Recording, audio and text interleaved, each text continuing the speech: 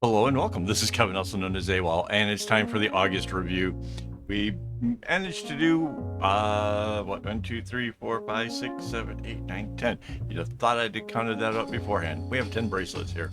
All right, let's get at it. So this was what we started out with. This one was pattern 85620, and I don't know what the Kumi number was, but you can tell it was pretty cool. If you're interested, you can go back to the video. I started like putting the pattern numbers in.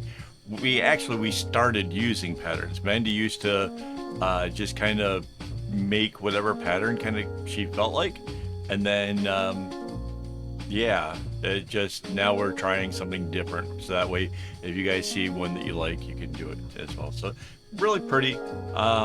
All of the bracelets here today were from friendshipbracelets.net. And they're all 12 string, and they all include variegated floss. Variegated means they change colors. That's why this kind of has medium and light purple kind of all over the place on this. So there you go. So that was that one. The next one, I like this one a lot. This one is 103437. Again, I don't have the Kumi numbers. I should write that down for next month. Like as I'm making it, I should not just include the pattern number, but maybe the Kumi number as well. Might make the end of the month review a little bit better. But yeah, real pretty bracelet. Really like the contrast in the colors. The lighter reds with the dark red really go. The next one is pattern 106999. A little bit more muddy. The contrast is not as much as I thought it would be. I thought the lighter was going to show up a lot more when I like put the two together, but you know, live and learn. It's still interesting. It's still a fun pattern. But yeah, I kind of wish I'd gotten that one a little bit better. Same with this one. This one's a little bit muddy as well. This is 88642, and yeah, it looked, when I was holding up the variegated, it looked like it was a really, really light blue. So I tried to find a blue that would kind of go with it, and yeah, there's not enough contrast. So yeah, live and learn, right? Next one is this. This is 108816. Again, really cool Kumis on this. This one's sort of fun. This one does have some contrast to it. It kind of fades out down in here a lot, but then up here it was really nice and dark and stuff. So yeah, kind of coming to the conclusion that I should really like just go for a complete other color or do something, because we need stronger contrast. That's why this one worked out really good. So this one is 89433. And here we go with some really great contrast. Red and blue. I